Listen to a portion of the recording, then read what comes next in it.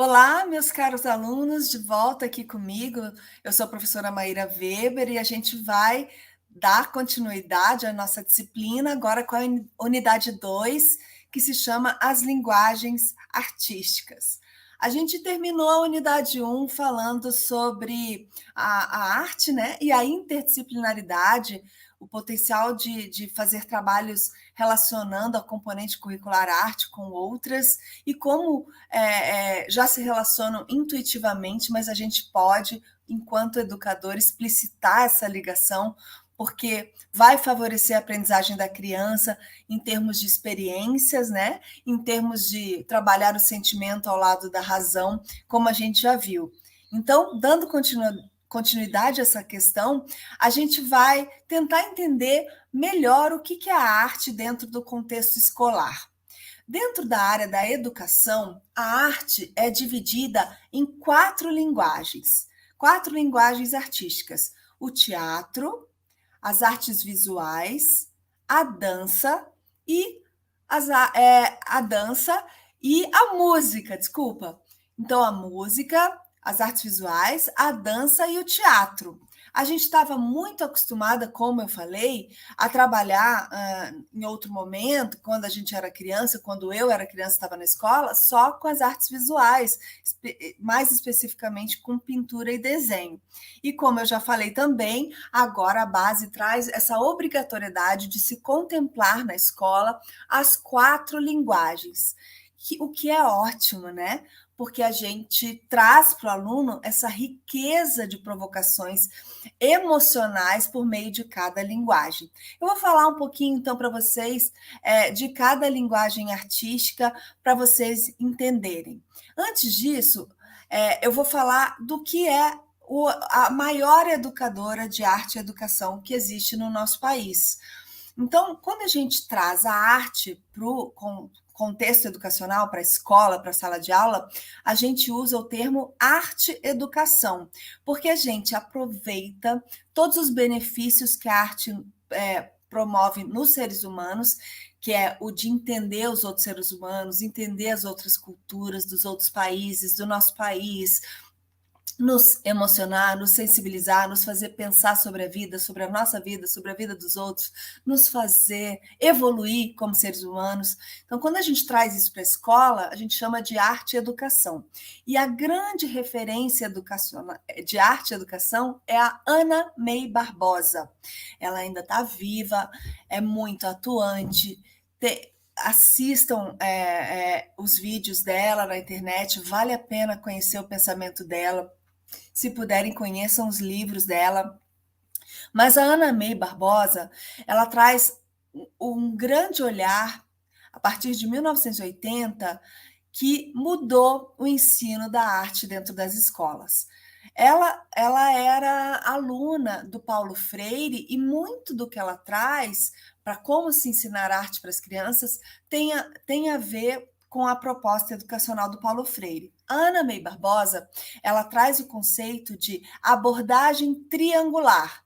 Veja, um triângulo tem três lados, três vértices, né? Ou seja, para se ensinar arte na escola, a gente, para se ensinar bem, né, arte, a gente tem que fazer o aluno passar por esses três momentos dessa abordagem triangular. Quais seriam esses momentos? O primeiro, que é o momento de fruição. Essa palavra fruição vocês vão encontrar muito na base, talvez vocês não conheçam, mas fruir apreciar, contemplar. Então, o primeiro momento de contemplação, apreciação, é aquele momento em que você escuta uma música sem pensar em nada e sente e contempla. É aquele momento em que você vê uma tela de pintura e observa e se deixa emocionar por aquela obra.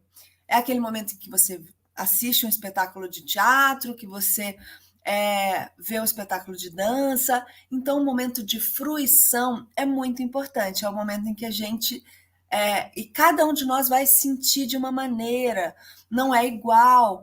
A partir das nossas referências pessoais e culturais é que a gente tem as nossas emoções. Então, o primeiro momento de contemplação, fruição artística, a gente oferece uma obra para criança em sala de aula e a criança pode, então, contemplar, né? Aí, o segundo momento é o momento de contextualização da obra de arte. É o momento em que a criança vai ter a oportunidade de saber quem fez aquela obra, o autor daquela obra, e em que ano foi feita e as técnicas usadas. E aí entra mais a atuação do professor, porque você vai, como professor, mediar a apreciação daquela obra de arte. Trazendo, por exemplo, informações para a criança. Nessa época em que a obra foi feita, estava tendo a Segunda Guerra Mundial, por isso que aquele quadro, O Grito, pode estar representando a sensação das pessoas, né? O grito do Munch, eu dei o exemplo. Mas, na verdade, o grito foi feito antes da guerra, mas também num momento, antes da Segunda Guerra, mas também num momento muito conflituoso da Europa. Então, no momento em que você contextualiza, a criança entende a vida do autor, o momento em que ele vivia, qual país que ele tem, como origem, ou seja, sobre o que ele está falando quando ele faz aquela obra. Né? Sempre existe um motivo de interpretativo, né? Por que o artista foi levado a criar aquela obra. Então, a gente faz essa mediação da leitura para a criança entender o autor, o ano da obra, o contexto em que ela foi feita, o título da obra, às vezes, nos traz muitas dicas, e as técnicas, né? Que técnicas que ele usou, por exemplo, para fazer uma pintura, qual a tinta, qual as cores, quais as formas. Isso vai nos ajudar.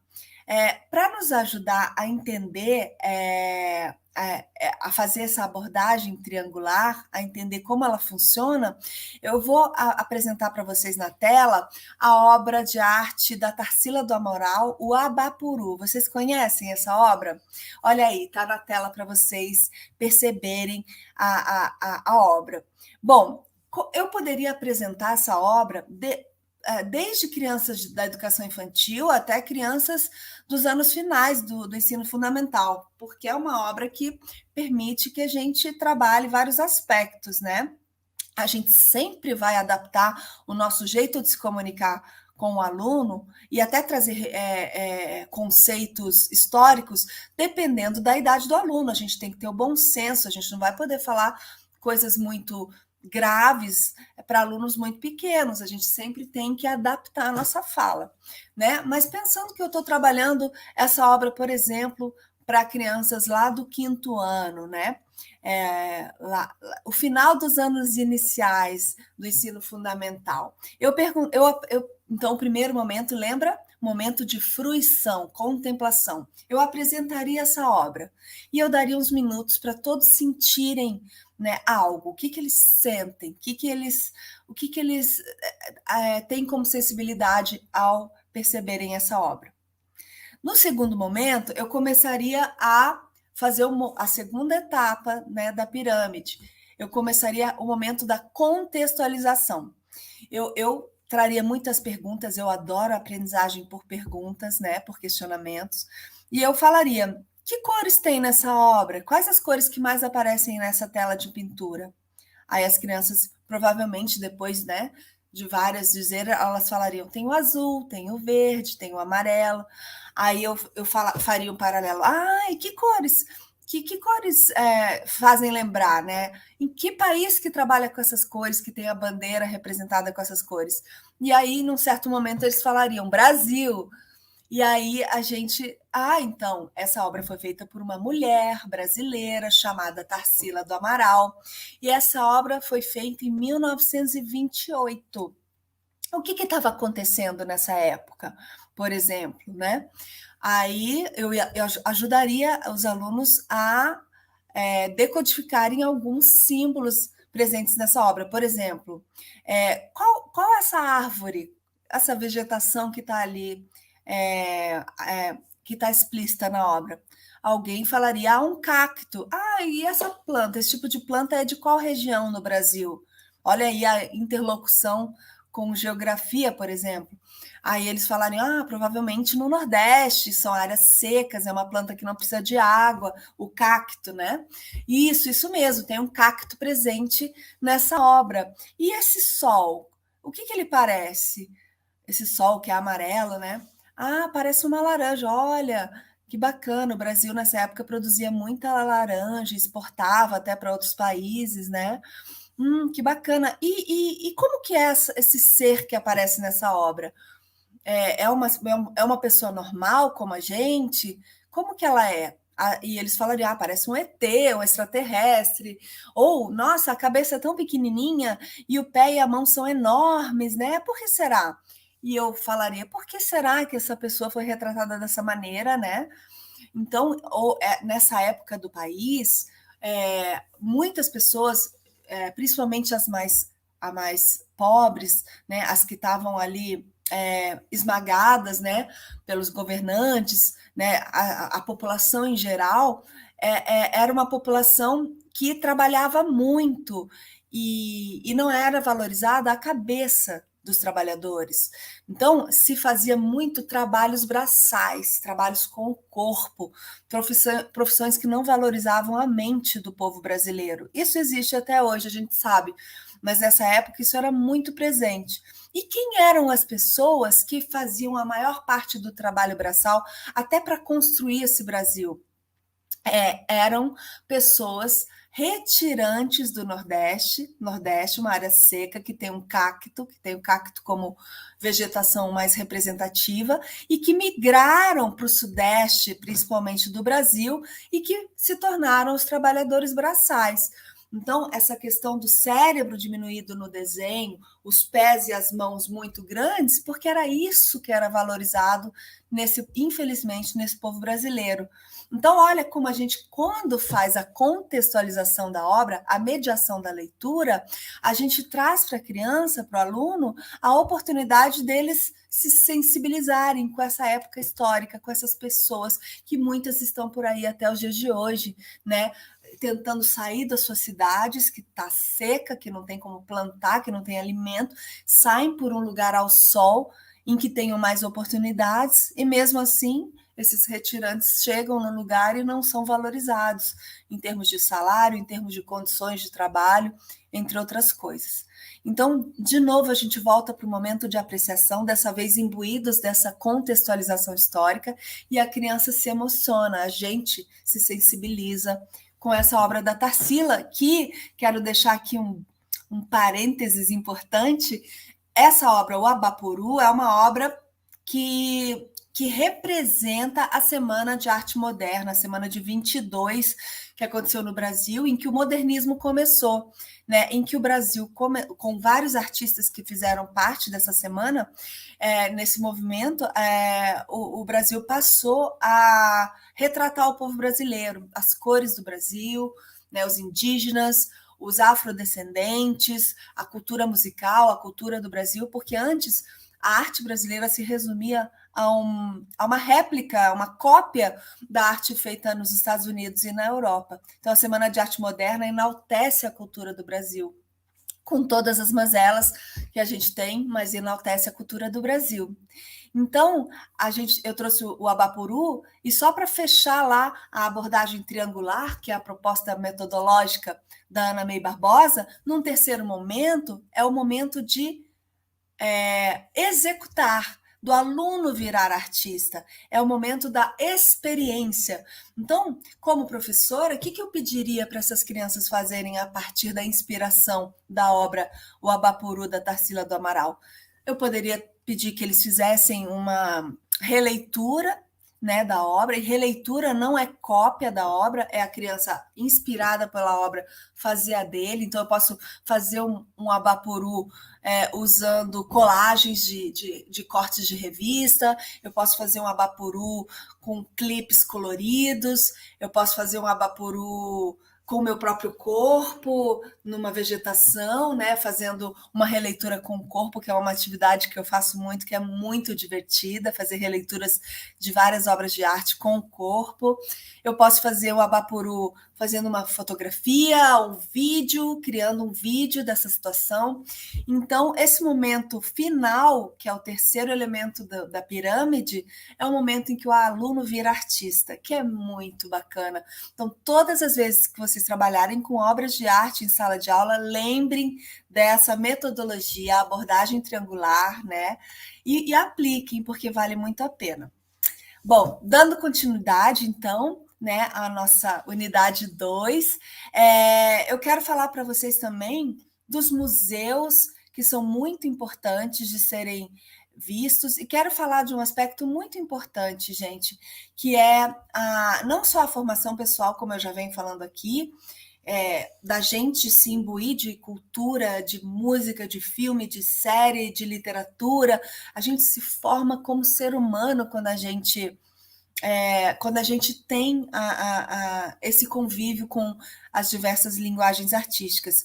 Mas, sobretudo, olhando para a escola, eu quero falar da formação de plateia. A gente, como professor de arte, ou professor de outras matérias, mas que traz a arte a nosso favor na concepção de estratégias e atividades, a gente tem que se preocupar com a formação de plateia. Já ouviram esse termo? É muito usado em teatro, formação de plateia, mas é usado em todas as áreas. Então, quando a gente traz a arte para o contexto educacional, em largo, em grande aspecto, né, a gente está formando plateia. Quando eu conto uma história na sala de aula, ou quando eu trago uma atividade que tenha o teatro como proposta, eu estou formando plateia, porque eu estou ensinando os meus alunos a escutarem, a respeitarem quem está lá na frente em evidência, se apresentando. Eu estou ensinando sobre respeito. Eu, quando vou fazer uma atividade de teatro, eu falo, agora seja uma boa plateia, fiquem em silêncio, escutem, né? Valorizem o colega que está ali se apresentando, daqui a pouco vocês vão estar ali na frente. A gente tem que saber se apresentar ali na frente, aprender a estar em evidência, mas a gente tem que aprender a escutar e a valorizar e observar o colega. Então, formar a plateia é essencial quando a gente traz a arte para dentro da educação. Formar as crianças, levar as crianças para o museu, eu falei de museu, né? É uma belíssima forma de formar a plateia, porque elas vão aprender a contemplar o silêncio do museu, né? A diversão que é você estar com você olhando uma obra, sentindo aquela obra, contemplar uma música na escola, contemplar um espetáculo de dança, de teatro, ou fazer, né? Dançar, fazer teatro. Formar a plateia é você ensinar a criança a gostar de arte e a se comportar bem. Quantas vezes a gente já foi no cinema e tem alguém lá com celular, no teatro usar o celular? Meu Deus, que perigo desconcentrar os atores que têm o texto memorizado ali. Então, a gente tem que aprender a ser plateia. Quando a gente ensina o aluno a ser uma boa plateia, a gente vai se favorecer como professor, porque a gente está ensinando o aluno a importância do escutar, a importância do respeito, a importância de não usar o celular fora de práticas que a gente peça o uso do celular, porque eu trago o celular, por exemplo, para diversas práticas, para eles fotografarem, para eles gravarem sons, né? Mas é muito importante eles saberem que o celular não é um instrumento pedagógico se o professor não pediu que fosse, né? Então, formar plateia é educar não só para a arte, mas para a vida. Eu acho muito importante falar isso para vocês. Eu falo bastante com os meus alunos e eu acho que traz benefícios para as nossas aulas, para as nossas práticas. E outra coisa que eu queria falar, então, voltando agora para as 4 linguagens artísticas, lembrando música, artes visuais, teatro, dança, a Base Nacional Comum Curricular também traz as artes integradas, que são estratégias, propostas pedagógicas que unem uma com outra, né? A música com a dança, que é super fácil de unir, né? As artes visuais com a música, as artes visuais com a dança, o teatro com a música e assim por diante. Então, é muito bacana pensar nisso. Agora sim, vamos falar de cada uma dessas linguagens. Então, as artes visuais, para começar, que era a área mais valorizada até os anos 80, talvez até agora, antes da base vigorar no nosso país. Bom, as artes visuais, o que são as artes visuais? A gente logo pensa em pintura, desenho, né? Que são mais óbvias, mas são todas as linguagens que a gente pode ver com os nossos olhos. Quais são elas? Lembram de mais alguma? Então, vamos para aquelas que estão no universo, né, da escola antiga, né? O desenho, a pintura, a colagem, né? Aí tem a serigrafia, por exemplo. E aí vamos sair um pouco desse contexto. E tem outras tantas, tá? Que vocês provavelmente vão pesquisar mais e vão conseguir ver a dimensão, a gama de linguagens. Daí a gente tem a escultura, que é uma obra de arte visual tridimensional, que a gente olha ela rodeando nela, né? Tem a obra de arte, a escultura, como eu já disse, a escultura grande. O que é a escultura enorme? Nós temos em Curitiba aqui, por exemplo, uma grande escultura que é uma obra arquitetônica. O Museu do Olho, por exemplo, né? Feita por Oscar Niemeyer.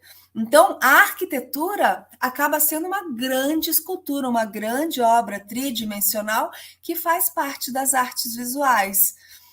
A gente tem, além disso, o cinema é uma obra de arte visual, a fotografia, os vídeos, né? E tantas outras que estão aparecendo agora com o advento da tecnologia, né? Que a gente vem conhecendo. Então, as obras de arte visuais são muito ricas, são muitas formas, e a gente pode trabalhar de maneira interdisciplinar, como eu já disse, associando a vários componentes curriculares. Então, como eu já disse na aula de história, de geografia, de ciências, a importância de mostrar uma imagem, uma foto, um trecho de um filme, né? Trazer o cinema para a sala de aula é uma ótima maneira metodológica de fazer com que as crianças aprendam, né? Trazer a música junto com a matemática, a dança junto com a matemática, as artes visuais com a matemática. A gente tem o Mondrian, né? A gente tem vários pintores que fazem formas geométricas e que trabalham de maneira a gente trabalhar formas com as crianças. Né? O teatro, né, junto com a área da língua portuguesa, é muito rico, porque a gente pode transformar em história, né? Teatro é uma história contada, né? A gente pode transformar em história todos os textos que a gente lê com as crianças, todas as contações de histórias que a gente faz. Então, a gente consegue ver a interdisciplinaridade das artes visuais com vários componentes curriculares, falando de artes visuais, né? E aí, a segunda linguagem seria a dança, né? A linguagem artística dança. Quando a gente pensa em dança na nossa vida pessoal, para quem fez aula de balé, de dança de salão, sabe como é gostoso, sabe como é emocionante, importante, né? Mas para quem assiste espetáculos de dança também sabe como é rico, como é visualmente rico, como é transformador. Mas quando a gente pensa na dança dentro do universo da escola, a gente pensa em quê? O que a maioria das escolas fazem, que é transformar a dança em coreografias para se apresentar em festas, por exemplo, festa junina, ou uma coreografia para dar de presente para o Dia das Mães, em que ficam lá as mães e os pais assistindo e as crianças lá fazendo a coreografia. Infelizmente, não é só isso que é a dança. A dança é muito mais. A dança, gente, é o estudo do corpo e do movimento, das expressões faciais e gestuais. Então, a gente sabe lá na educação infantil como é importante trabalhar o movimento, o conhecimento do corpo, né? E como a dança faz parte disso. Então, você fazer atividades, você promover atividades como professor, em que o corpo seja reconhecido, em que a criança saiba fazer movimentos lentos, rápidos, no plano baixo, lá no solo, no plano médio, no plano alto, saltos. Então, vivências corporais que a criança conheça o seu próprio corpo, né? Descobrir o seu tamanho, vivenciando espaços diferentes na sala, em espaços abertos, né? São muitas e muitas oportunidades de trabalhar com gestos e movimentos por meio da dança, e não só com coreografias. Mas eu vou aqui contar para vocês uma coreografia que uma professora de uma escola pública fez. Olha que interessante o projeto que ela fez, aliando a disciplina de língua portuguesa com a história e com a dança. Ela pediu para os alunos dela, também eram alunos lá do quinto ano do ensino fundamental, né, que tinham um pouco mais de evolução cognitiva, aprendizagem corporal.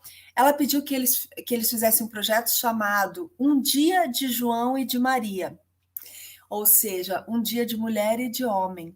Então, ela pediu, por meio da dança, para os alunos passarem por essa reflexão.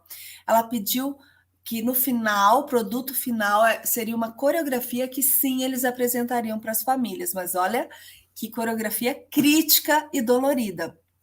As crianças, os meninos, e é bom trabalhar o menino na dança para romper com preconceitos de que homem não dança, né? Homem tem corpo, homem tem movimento, homem tem gesto, portanto, ele dança e deve explorar e deve conhecer o seu corpo emocionalmente, né? Então, os meninos faziam os homens, as meninas faziam as mulheres. As meninas faziam as Marias, os meninos faziam os Joãos. E aí a professora pediu, retrate como é o seu pai, desde a hora que ele acorda até a hora que ele vai dormir. E as meninas retratem suas mães, desde a hora que ela acorda até a hora que ela vai dormir. E aí ela, sem dar nenhuma dica, deixou que essas crianças explorassem o movimento livre do corpo. Então as crianças começavam deitadas, né? E as meninas que faziam as mães, as Marias, elas levantavam rápido, faziam a mímica de fazer café, fazer mamadeira, dar mamadeira para a criança menor, arrumar a casa, depois de um tempão arrumando tudo, aí elas acordavam os maridos, aí os maridos acordavam, comiam o café que já estava na mesa, e aí os homens, os Joãos iam para o trabalho, trabalhavam o dia inteiro, a mulher também, depois de deixar a criança na escola, a criança na creche, de arrumar toda a casa, ia correndo para o trabalho, trabalhava, voltavam os dois à noite, a mulher ali dando janta, fazendo comida, a janta, cuidando das crianças de casa, o homem sentava lá para ver TV. No final, a mulher dava janta para todo mundo, o homem ia dormir, a mulher ainda ia lavar roupa, passar roupa, fazer o almoço do dia seguinte, e aí sim, depois de um tempão, ela ia dormir. E aí, claro, a partir desses movimentos que vieram, né, nessa dinâmica, depois fizeram uma coreografia retratando um dia de João e de Maria e apresentaram para esses pais. Vocês acreditam em como foi forte mostrar isso para as famílias, como as crianças viam seus pais e suas mães?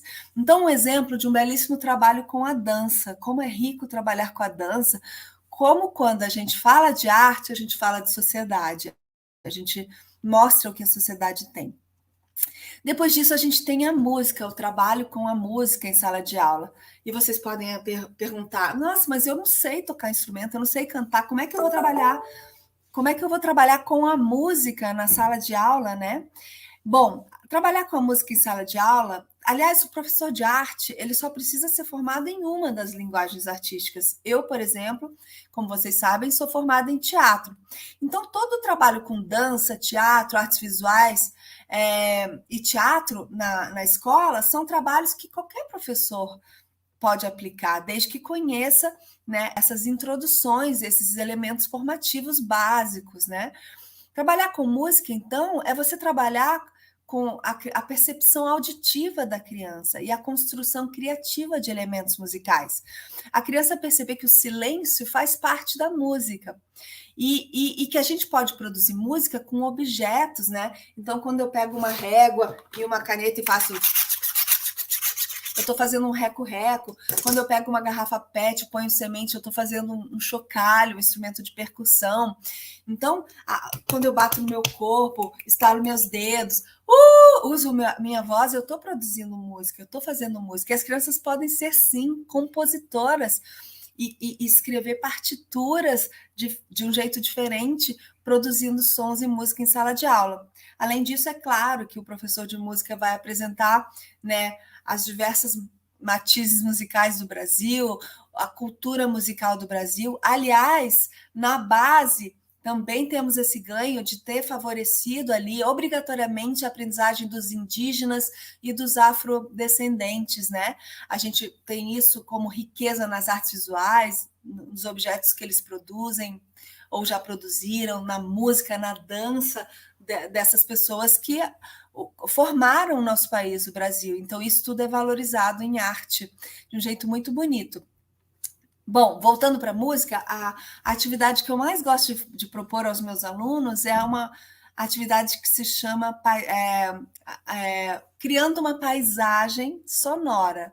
Veja, paisagem, o conceito de paisagem é um conceito de artes visuais, né? E quando eu falo de paisagem sonora, eu estou ensinando minhas crianças a perceberem qual é a paisagem sonora dos ambientes em que elas vivem.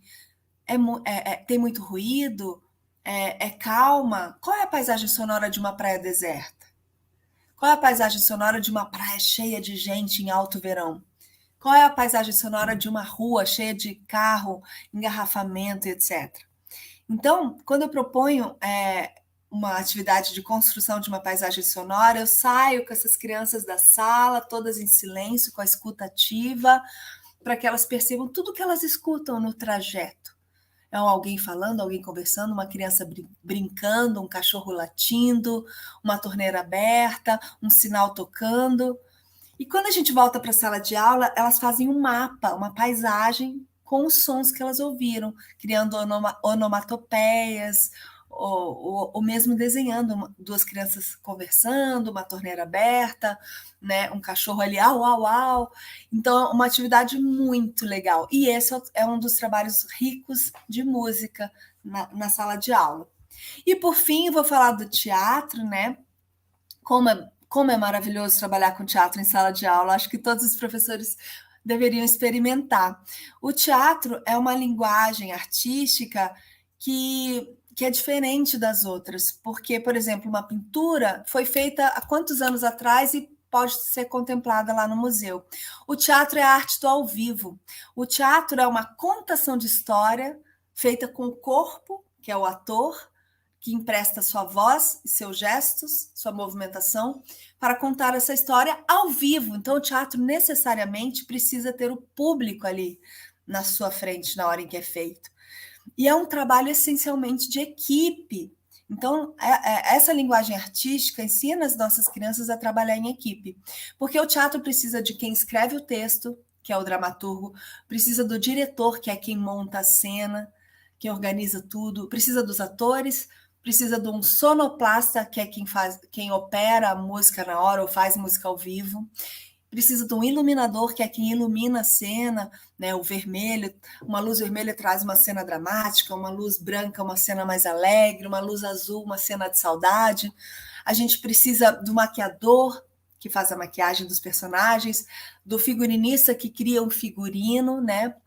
Se eu montar Romeu e Julieta conforme a época em que foi escrita pelo Shakespeare, a minha Julieta tem um vestidão, aquele cabelo com uma tiara, né?